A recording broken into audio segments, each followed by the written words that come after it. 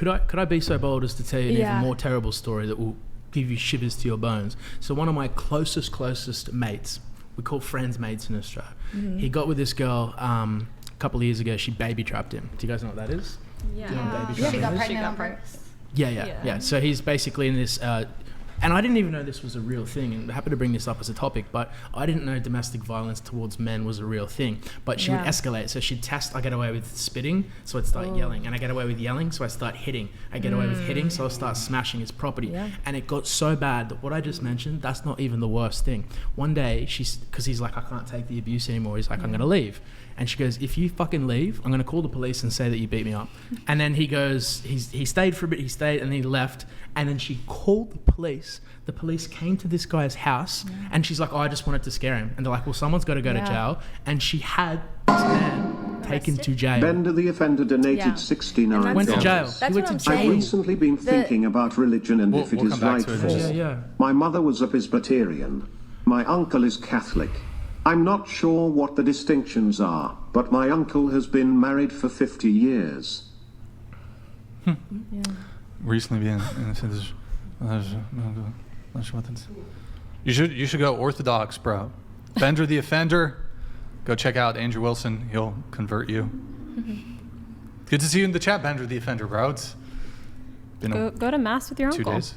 Explore it. It's a good idea. But yeah, that's actually, I mean, Sorry to darken your souls with that story. It's disgusting, but I think it highlights the thing that a lot of people aren't aware that exists, because a lot of people don't think that domestic abuse can happen to men. It's never happened to me, so I've been naive to it. But like the level to which this guy went through, and he stayed strong the whole time. But I'm like, what were you thinking about when you were sitting in prison and this monster's just sitting home laughing at you? And then he goes home to his own house and he's got a bed on the floor. She goes sleep on the floor. No, I think females these days have too much power and they weaponize their hoo-ha and they weaponize their kids and they use it against men all the time. I think evil can come in any sex, race, religion, Absolutely. right? But I think this highlights a specifically not talked about type of evil that just so happens to be a woman, you know what I mean?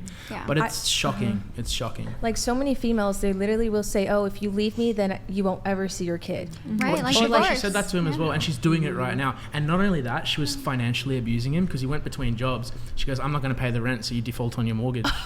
And he's like, oh, can you please not do that? And That's she goes, crazy. if you leave me, not only am I going to put you in jail, but then I'm going to take your kid. And she was so evil, she goes, you can't even afford a lawyer. No, he needs to start recording her. It's funny you mention that. See, Yeah, so can we get a little bit of it? That's smart. I told him to do that, and now he started recording. Okay, it. good. But I didn't realize how dangerous. Like, No, you know, yeah. Gone Girl, that movie. If anyone's seen that, oh man, this girl makes that girl look sane. Yeah. So like that's why like my whole like from middle school I've heard Thank you females for say sharing things that, like Paul. that. Thank Yeah. you for sharing Thank you that, for man. listening. I just feel bad for like darkening your souls. All these beautiful people in here, and I pour like acid on your brains with this disgusting story. So I get very passionate about this topic, as you can see. Yeah. You know what? I mean, to add to that, when it comes to relationships, I mean, there's this idea in like society that men are like these all-powerful creatures, but like women have, I would argue, when it comes to like the relationship dynamic, can have a insane amount of leverage over a man and Too much power. wield a lot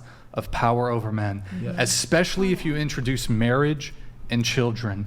I honestly think like, you know, you could say if they're not married and there's no children, it's maybe equal, but I mean, once children get involved, once you're married, then like the power dynamic absolutely switches. And Well, I think, like, for guys like you and me, for example, and I just want to put this in perspective, I think we're fortunate because we're surrounded by hundreds of people, right? Hundreds of talents. So we get to see the best and the worst of humanity at scale through hundreds of people, right? So when you're looking for a partner and when I'm looking for a partner, we know based off data, statistics, we've seen the worst and how bad it can get, and we can look for those flags. But unfortunately, and I think this is credit to your podcast, like, this gives the audience insight into a lot of the bullshit that we see in real life. Like, how many times have you had a talent manager try fuck you over, or a talent who tries flake on a podcast, or someone who doesn't want to pay money that they're supposed to pay, or someone who says, oh, I had so much fun, and then shit talks you on the internet. Like, this is real, and we see it hundreds of times. And I think the problem is,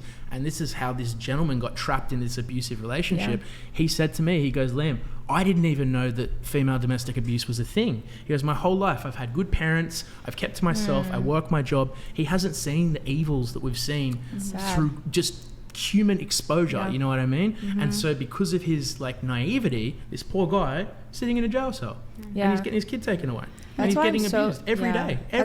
And by the way, this is 5 years he's gone on with this. Dang. I'd rather be in jail. Yeah. Hang out with your buddies. You know what I mean? Play basketball. Yes, there's stabbing here and there. You get, and also you get a bed in jail. He doesn't even have a bed. Yeah. You know what I mean? I think Yeah, it be got better off worse. in jail. I I'd think rather it be got dead. worse after like the Me Me Too Too. movement Yeah. and everything. I mean, Yeah. women can harm And she themselves. knows What was that that as well. again? And Was then that say- 5 years ago? And it also not only is it women hold children against men, but it's hard enough for men just to fight for their own rights for their own Yeah. kids. We preemptively, there was a family member who notified the police because she already did one false accusation. They said, listen, we just want to put on record. We think she's going to do it again. We don't know what it's going to be. And then this is how scary it got. They even said, like, if anything happens and he's murdered, they're like, we want you to know that it was her. Because the domestic violence was that bad that they had to put it on record. So there's a police officer in Australia, in this suburb, with a note of record that says if this man either gets arrested or if he's murdered, it was this woman.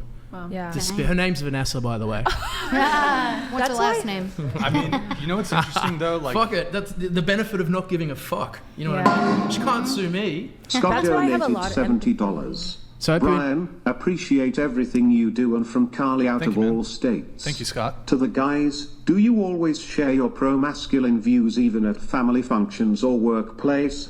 Most men are scared to. I take my shirt off and flex in front of my family on purpose. So they're married. Well, this is, this is my workplace, so Yeah. I'm sharing it here, but. I avoid any sort of political conversations generally when it comes to family and friends, but if somebody wants to go at it, and if somebody wants to prod me, because when they find out what I do, that I'm a content creator, and that I talk about culture and politics, people go at you and go at you. And my strategy is that you hit as hard as you get hit. So if somebody wants to come at me, then by all means we can do it. Yeah. I'll go Did well you for guys But- see that? Oh no, you can go ahead. Oh, I was just gonna say, but I think all of us, we're all Yeah. entrepreneurs. Yeah, we yeah. all have our own business going. True. So we have a bit more leeway to be able to talk about these things. We have a bit more insulation.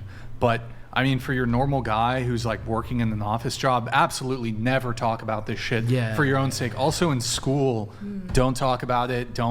If you've got a liberal professor, just grit your teeth and just get through the class. It's not going to be worth it to get into some back and forth with them.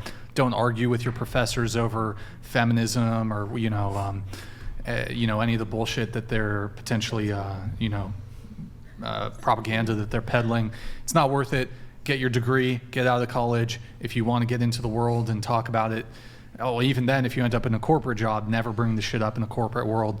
It's just going to bite you in the ass. So if you're in maybe in a construction job or something, maybe there you can talk about it with your colleagues, but I don't think you should be talking like any sort of men's rights or pro-masculine stuff or anti-feminist shit, just for the sake of your livelihood, to protect yourself from getting fired or from people in the corporate world trying to angle you out and get you fired or make up some bullshit thing like toxic, I don't even know, but you wanted to come in on something? Yeah, I know. I was just saying, from the other conversation we had, that's why I have so much empathy for men. Did you guys see that one wedding video where, the bride refused to say a part of her vows, where she was like, I saw that. he was like, oh, you need to obey. And she's like, obey. You didn't see that? No. No, it was No. crazy. She refused to finish She would her. not say obey. Yeah, she wouldn't say obey your husband. And it was just